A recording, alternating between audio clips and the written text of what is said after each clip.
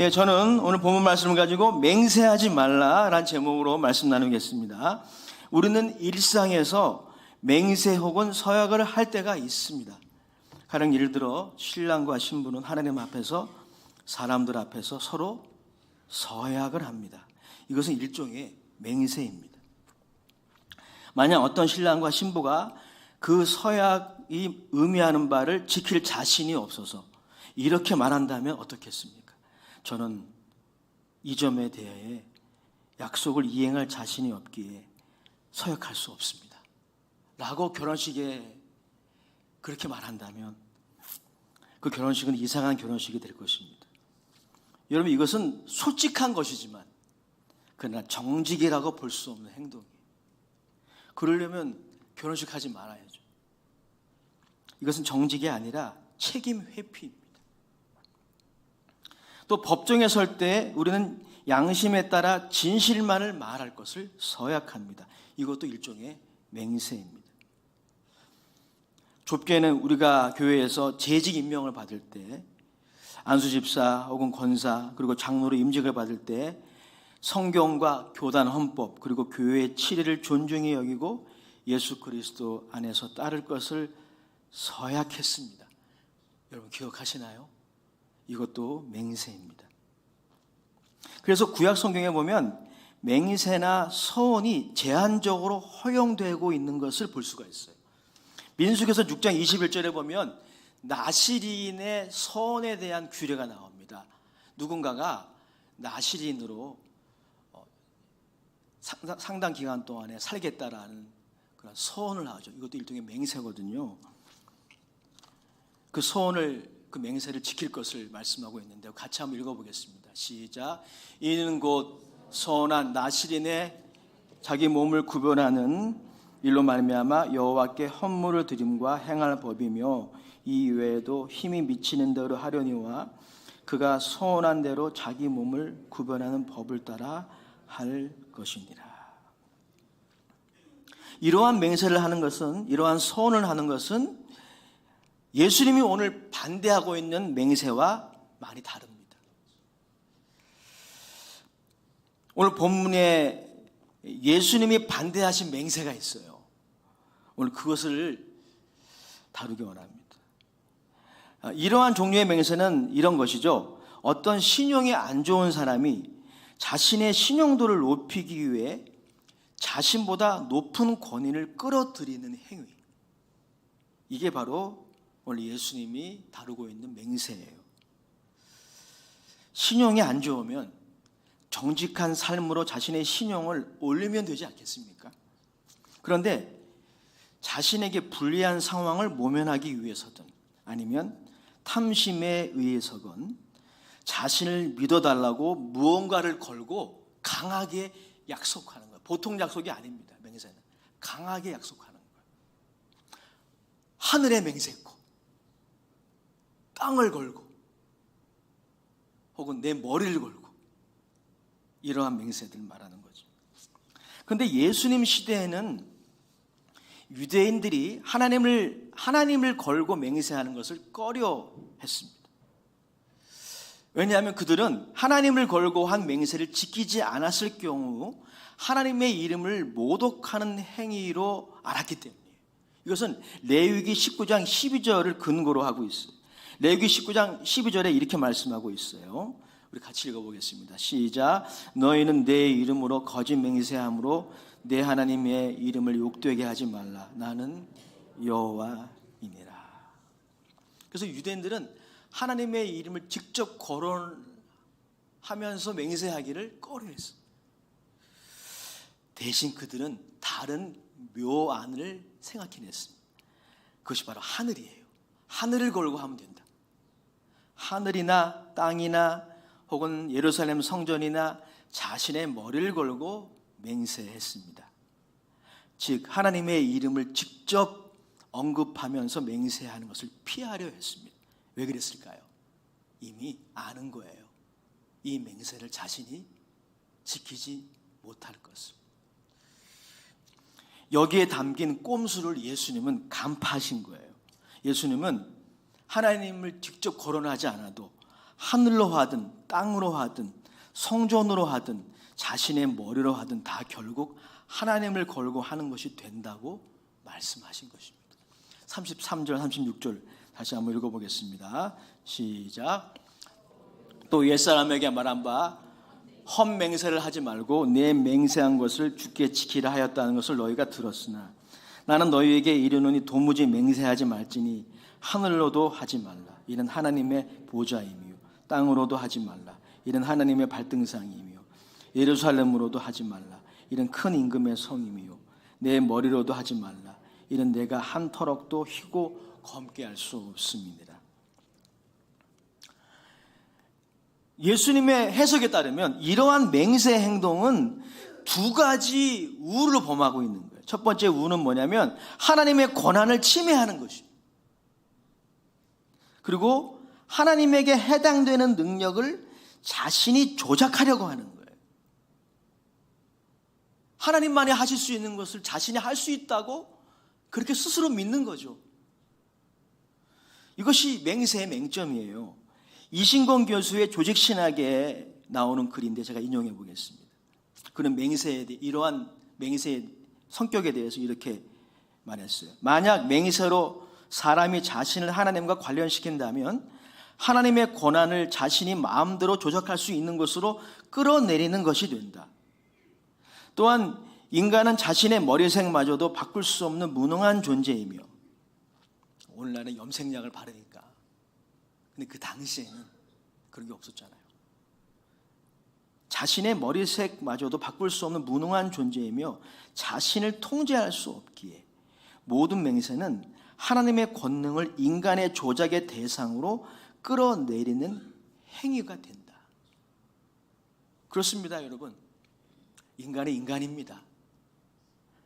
인간은 하나님이 아니에요. 하나님이 할 수 있는 게 있고 인간이 할 수 있는 게 있어요. 하나님의 통치와 창조 능력에 의존해 있는 존재가 인간입니다. 그런데 맹세는 그걸 무시하는 거예요. 그래서 호언장담하는 것이죠.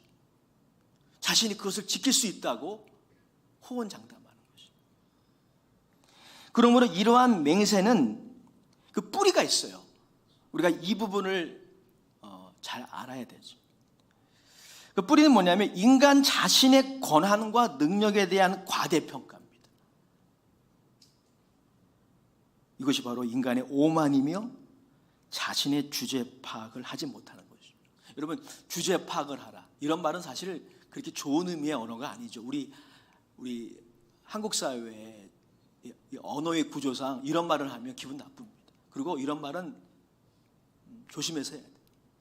하지만 주제 파악이라는 이 말의 의미는 성경적이에요. 인간 자신의 권한과 능력에 대해 우리가 너무 과대평가하고 있는 경우가 많아요. 그리고 맹세는 거기에 뿌리를 두고 있어요. 내가 하늘을 걸고 땅을 걸고 그거 할 거야, 그거 안 할 거야. 인간의 그런 존재가 못 됩니다. 주제 파악을 해야 돼요. 주제 파악. 우리는 여기서 예수님께서 금하신 맹세의 본질을 발견합니다. 그것은 뭐냐면요, 바로 속임수예요. 자기 기만입니다. 예수님은 이러한 맹세의 뿌리에 있는 이 속임수를 오늘 본문을 통해 지적하시는 거예요. 속임수, 특별히 자기 기만은 두 가지 양상을 띱니다. 두 가지 양상. 자기 기만. 첫 번째 양상은 뭐냐면요, 자기가 자신에게 쏘는 거예요. 이게 첫 번째 양상이에요. 여러분, 사람이 누구에게 제일 잘 쏘는 줄 아십니까? 자기 자신이에요. 보이스피싱 하는 사람들이 아닙니다. 자기 자신에게 가장 잘 속아요. 이것이 자기 기만의 첫 번째 모습이고요, 이것이 맹세의 뿌리에 해당되는 것이죠. 좀 전에 말씀드린 바와 같이 맹세는 근본적으로 자신에 대한 뭘 이해해서 오는 거예요. 사람이 자신을 잘 아는 것 같은데 잘 몰라요. 윤홍식 교수의 산상수훈 인문학이라는 책에서 그는 이러한 맹세가 메타인지 부족에서 나온다고 그렇게 진단을 했어요. 메타인지란 단어 들어보셨나요? 메타인지. 이게 뭐냐면 저도 처음 알았는데 자신이 무엇을 알고 있는지 모르는지를 아는 능력이에요. 우리가 다 아는 게 아닙니다. 자명하게 아는 거하고 추측하는 거가 달라요. 그걸 구분을 해야 돼요. 내가 아는 것과 내가 모르는 것이 있다는 것을 인정해야 돼요. 그걸 인정하는 것이 메타인지예요. 근데 이것이 부족하면 어떤 현상이 생기느냐? 자신이 가지고 있는 소견이나, 사람마다 다 소견이라는 게 있잖아요. 영어로는 오피니언, 헬라어로는 독사라고 그래요. 독사. 배움을 말하는 게 아니라 헬라어로 독사라고 그래요. 사람마다 그런 소견이 있는데 이 메타인지가 부족하면 자신이 가지고 있는 소견이나 선입견이 자명한 진리라고 착각하게 됩니다. 굉장히 위험한 거예요, 여러분. 맹세의 뿌리가 여기 있는 것이고, 사람들이 자기 자신에 대해서 잘 몰라요. 자신의 능력의 한계와 자신의 인지의 한계를 사람들이 잘 몰라요. 자신은 머리털 하나도 어떻게 바꿀 수 없는 존재임에도, 그리고 자신이 통제할 수 없는 것들이 얼마나 인생에 많음에도, 그렇지 않습니까? 여러분이 통제할 수 없는 게 얼마나 많아요. 자녀도 통제하지 못하는데 여러분 자신도 통제는 못해요. 그럼에도 불구하고 이 메타인지가 부족하면 자신의 능력과 자신의 인지 능력의 한계를 망각해요. 이게 맹세의 뿌리예요. 윤홍식 교수는 산상수훈 인문학에서 공자의 논어를 예로 들고 있는데, 저도 대학 다닐 때 논어를 공부한 적이 있는데 다 까먹었거든요. 공자의 말을 그가 인용하고 있는데 제가 재인용하기를 원합니다. 그가 자신의 제자에게 이렇게 말했다고 합니다. 너에게 안다는 것을 가르쳐주마. 안다는 게 뭔가? 안다는 것을 가르쳐주마. 아는 것은 안다고 하고 모르는 것은 모른다고 하는 것이 바로 아는 것이다. 이게 안다는 거예요. 다시 말씀드리지만 우리가 이 메타인지가 부족하면 자신이 추측하고 있는 것이 자명한 진리라고 여기게 돼요. 자신의 선입견이 이건 맞아, 이건 진리야 라고 착각하게 되는 거예요. 사람마다 선입견이 있을 수 있죠. 어떤 관점을 가지고 우리는 누군가를 바라보고 어떤 대상을 해석하니까요, 선입견을 근본적으로 버릴 수는 없어요. 하지만 그 선입견이 틀릴 수 있어요, 여러분. 인정하시나요? 몇 분밖에 아멘 안 하시는 거 보니까. 여러분들이 해석하는 거, 내가 진단한 거 이거 맞아, 이게 옳아, 내 생각이 정답이야 라고 주장하시면 갈등이 해결이 안 됩니다. 맹세의 뿌리가 여기 있는 거예요. 자신은 머리털 하나도 바꿀 수 없는 존재고, 자신마저도, 자신의 5분 뒤의 미래마저도 통제할 수 없는 그런 존재임에도 불구하고 자신의 한계를 인정하지 않는, 이것이 바로 맹세의 뿌리입니다. 우리는 여러 면에서 자명하지 않은 것을 자명하다고, 그래서 내가 아는 것이 맞다고 판단할 때가 얼마나 많이 있습니까? 사실 확인이 안 됐어요. 하지만 내가 생각하는 바가 맞다고, 절대적으로 진리라고 그렇게 믿을 때가 참 많아요. 저나 여러분들이. 여러분, 사사기서의 대혼란에 대해서 아십니까? 구약 성경에 보면 사사기서라는 성경이 있어요. 한번 읽어보시면 이스라엘 백성들의 대혼란의 시대, 이스라엘 백성들의 공동체 안에, 하나님의 백성의 공동체 안에 일어나서는 안 되는 일들이 사사기서에서는 다 일어나요. 그 끔찍한 일들이, 근친상간, 입에 담기 힘든 그런 대혼란들. 근데 여러분, 사사기서는 맨 마지막에 그 원인을 제시합니다. 사사기서 맨 마지막 절에 보면 표시해 주셨는데 같이 읽어볼까요? 시작. 그때 이스라엘의 왕이 없으므로 사람이 각기 자기의 소견에 오른 대로 행하였더라. 그래서 우리가 자기 자신에게 쏟는 것입니다. 이 메타인지가 부족할 때 자기 자신에게 쏟는 거예요. 사랑하는 여러분, 사실 확인을 할 때까지는 내가 알고 있는 개념이 자명한 것이 아닙니다. 아는 것은 안다고 하고 모르는 것은 모른다고 해야 돼요. 자명한 것과 추측은 달라요.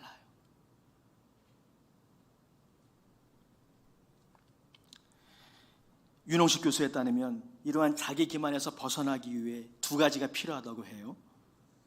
먼저 늘 깨어있는 마음으로 선입견에 끌려가지 않도록 해야 합니다. 우리가 왜 깨어있어야 할까요? 우리가 왜 말씀을 읽어야 할까요? 왜 성경적인 강해 설교를 하는 그 설교에 귀를 기울여야 할까요? 이 선입견에 끌려가지 않기 위해서요. 선입견이 있을 수 있습니다. 소견이 있을 수 있습니다. 오피니언, 의견이라는 게 왜 없겠어요? 하지만 그것이 독단인데 그거를 진리라고 믿으면 그게 독단이 되는 거예요. 의견이 독단이 되는 겁니다. 그렇게 하지 않기 위해서 우리가 말씀을 읽어야 되는 거예요. 말씀의 빛의 조명을 받아야 되는 것입니다. 또한 자기 기만의 함정에서 벗어나기 위해서 윤 교수에 따르면 양심에 비추어 혹은 사실에 비추어 자명함의 여부를 공정하게 판단할 수 있어야 됩니다. 우리 그리스도인이라면 맹목적으로 무언가를 믿으면 안 돼요. 맹목적으로. 지금 저의 설교를 들을 때도 뇌를 끄지 마세요. 저도 틀릴 수 있어요. 뇌를 끄면 안 됩니다. 하나님의 말씀을 기준으로 깨어 있으셔야 돼요. 말씀의 빛에 비추어, 양심에 비추어, 사실에 비추어 내가 지금 알고 있는 그 사실이 자명한 사실인지 아니면 나의 그냥 추측인지 구분해야 돼요. 구분하지 않으면 사단의 틈이 되는 것이죠. 이러한 맹세를 할 때마다 우리가 되풀이해야 하는 것이 바로 이러한 오류예요. 자신의 인지 능력과 권한에 대한 과대평가. 우리가 의외로 과대평가 많이 합니다. 이것이 우리 자신에게 쏟는 행위예요. 성경도 이런 거 하지 말라고 권면합니다. 갈라디아서 6장 3절 7절 우리 같이 읽어보겠습니다. 갈라디아서 6장 3절입니다. 시작. 만일 누가 아무것도 되지 못하고 된 줄로 생각하면 스스로 속임이라. 7절 읽겠습니다. 스스로 속이지 말라. 하나님은 업신여김을 받지 아니하시나니. 여기까지 읽겠습니다. 네, 다음은 집에서 읽어보십시오. 그럼 자기 기만의 두 번째 모습은 자기가 자기에게 쏟는 것만이 아니라 자기가 자신을 또 속여요. 이게 자기 기만의 두 번째 양상이에요. 우리의 양심은 우리가 이러한 헛된 맹세를 할 때마다 외칩니다. 아니야, 너 못해. 이렇게 외칩니다. 그러나 이러한 맹세를 할 때마다 우리는 이러한 양심의 주장을 묵살하고 자신의 탐욕을 따릅니다. 맹세를 통해 우리는 자신의 탐욕을 위장해요. 그래서 맹세하지 말라 그런 거예요, 여러분. 여러분, 이 죄는 유장술에 아주 능하다는 거 아십니까? 마귀는 유장술의 전문가예요. 창세기 3장에 보십시오. 왜 여자가 마귀의 속임수에 넘어갔을까요? 하와가 평상시에 사랑하고 그리고 좋아하는 뱀의 형상으로 다가왔기 때문에. 오늘날은 여러분, 뱀을 좋아하는 사람은 거의 없죠. 뱀이 오면 징그러워도 도망가요. 하지만 뱀이 저주를 받기 전에는 기어다니지 않았어요. 아주 매력적인 존재였어요. 하와의 사랑의 대상이었어요. 하와의 호감의 대상이었고 하와가 굉장히 좋아했던 대상이었어요. 마귀가 그 뱀의 모습으로 위장해서 찾아간 거예요. 그래서 넘어간 거예요, 여러분. 이게 마귀의 위장 전술이. 여러분, 우리의 그 탐욕, 우리가 경계해야 하는 탐욕, 정상적인 욕구를 벗어난 탐욕이나 혹은 정욕 등등도 위장술에 능해요. 여러분, 분별하셔야 돼요. 특히 우리가 예수님의 은혜로 구원받았지만 여전히 가지고 있는 죄성 중에 하나가 이거예요. 탐욕과 정욕을 다른 것으로 위장해요. 거룩한 것으로. 여러분, 성경에 보면 그래서 마귀도 광명한 천사의 모습으로 우리에게 다가온다 그랬어요. 이렇게 탐욕과 정욕이 다른 것으로 위장될 때 사용하는 방법이 바로 맹세입니다. 사실 여러분 생각해 보세요. 다른 사람이나 자신을 속일 마음이 없다면 애당초 맹세는 불필요한 겁니다. 그냥 약속하면 되는 거예요. 그리고 지키면 되는 것입니다. 그런데 사람들은 탐욕과 정욕에 이끌려 자신의 거짓을 은폐하기 위해 맹세하는 것입니다. 맹세는 그래서 위장 전술이에요. 그래서 예수님이 헛맹세든 참맹세든 여하튼 하지 마라 말씀하신 것입니다. 예수님은 이 맹세를 하지 말라고 말씀하세요.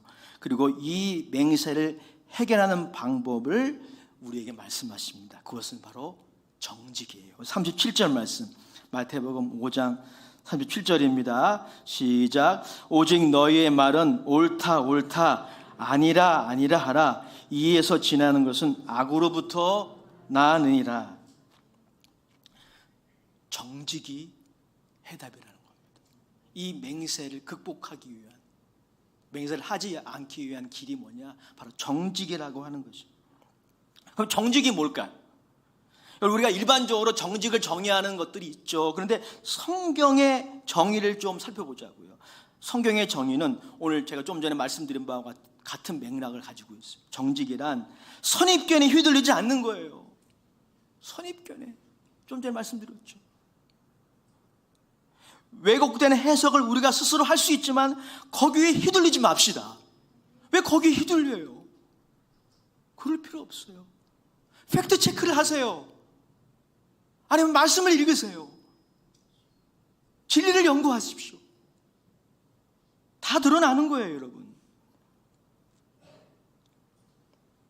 또한 정욕의 속임수를 간파해야 돼요. 정욕의 속임수. 그것으로부터 마음을 비우고 자명한 것만 자명하다고 말하는 것, 이것이 바로 정직이고 이것이 맹세를 극복하는 길입니다.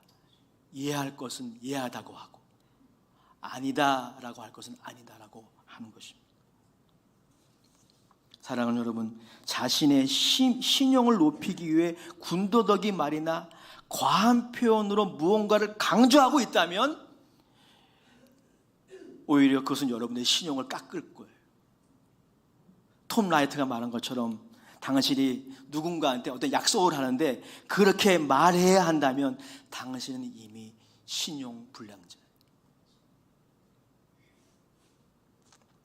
만약 신용 회복을 원한다면 한 가지 길이 있습니다.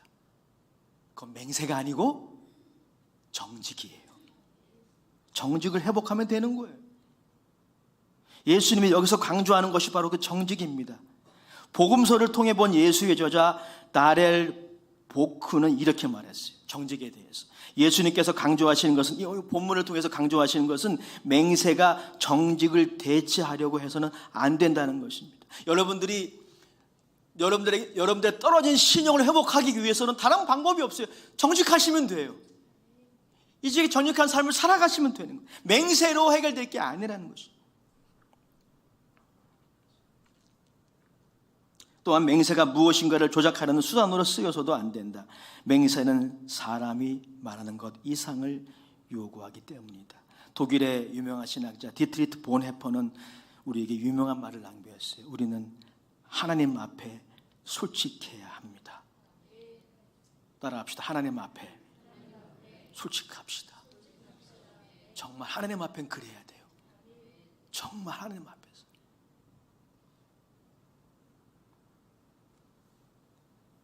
정직은 이런 거예요. 하나님 앞에서 우리가 할 수 없는 것은 할 수 없다고 인정하십시오. 그게 정직이에요.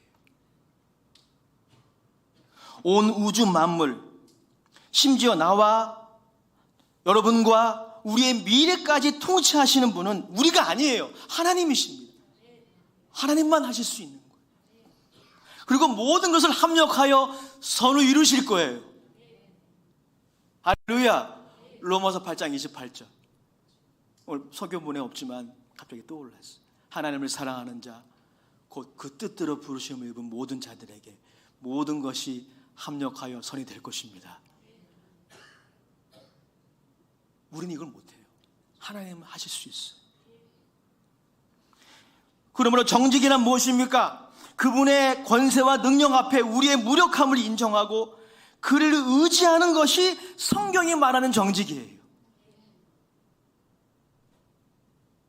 우리의 무력함을 인정하고 그분의 도움이 없이는, 그분의 은혜가 없이는 살 수 없음을 인정하고 그분께 무릎 꿇는 것이 정직이에요.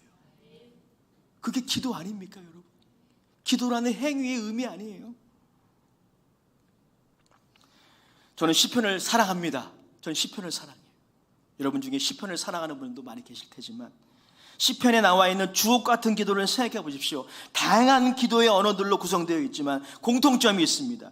그 기도의 공통점은 정직한 기도라는 거예요. 시인들은 자신의 외로움, 자신의 고통, 자신의 하나님께 대한 의심, 혹은 사람에 대한 의심, 심지어 원한, 우리 한국말에만 있는 단어가 있대요. 한. 국어사전에만 있답니다. 이 한이라는 단어를 영어로 번역하기 힘들대요. 다른 언어로. 우리에게 그런 게 있잖아요. 이 역사적인 그런 맥락이 또 있잖아요. 그런 원한, 혹은 불평, 심지어 원망까지 시인들은 정직하게 하나님께 이야기했어요. 이게 기도예요. 하나님이 위대하게 여기시는 기도가 있다면 이런 기도입니다. 서론, 본론, 결론 잘 짜여진 기도가 물론 기도할 때 필요하겠지만 하나님이 들으시는 기도는 정직한 기도예요. 그들은 하나님께 솔직했습니다. 우리는 할 수 없지만 하나님만이 하실 수 있음을 인정하는 것이 바로 정직입니다.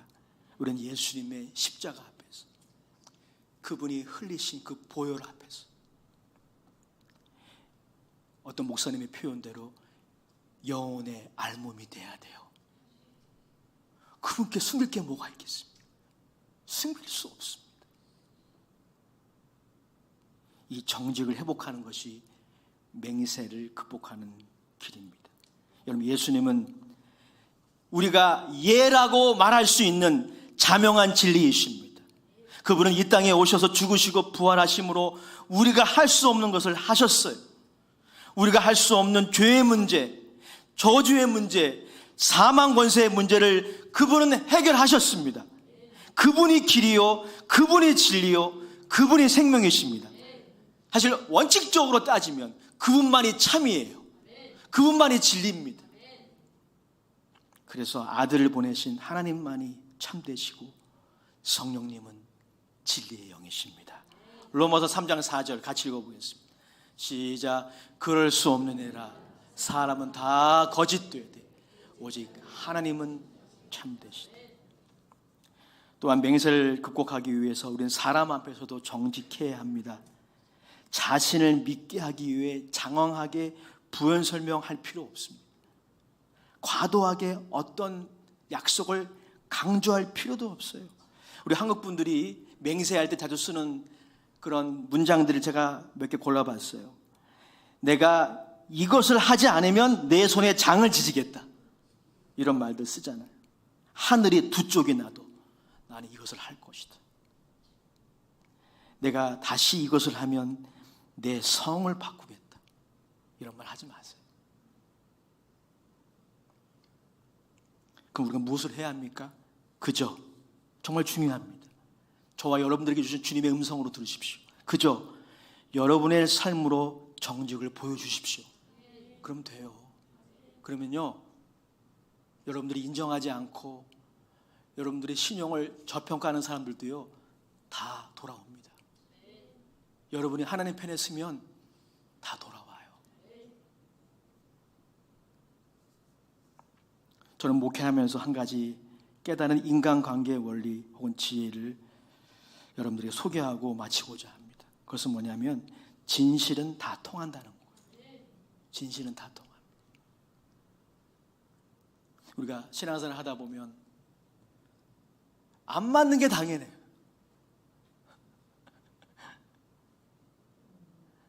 그런 분들이 다니는 게 교회예요, 여러분. 다 빨간 유니폼을 입을 수 없어요. 다 파란 유니폼을 입을 수 없어요. 교회는 그런 교회, 저는 그런 교회 만들지 않겠습니다. 안 맞는 게 정상이에요. 부부도 안 맞는데요? 교우들끼리 맞겠습니까, 여러분? 안 맞는 게 정상이고, 같이 섬기고 봉사하다 보면 목회자와 안 맞을 때도 있고 교우들끼리 안 맞을 때도 있어요. 그럼 어떻게 해야 돼요?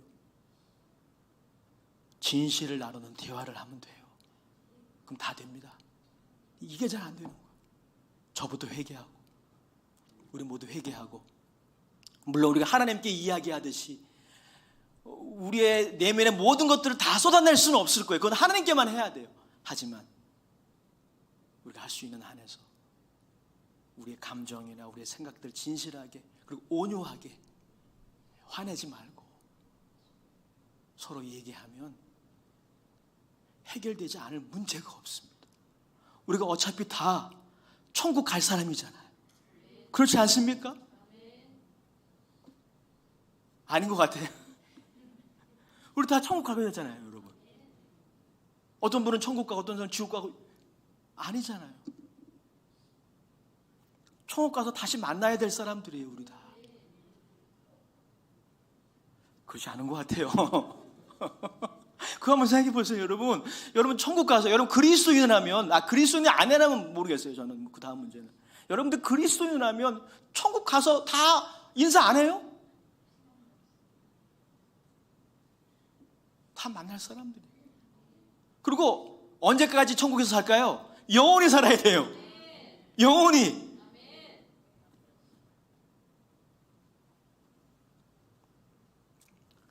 지금부터 천국 연습을 하는 겁니다.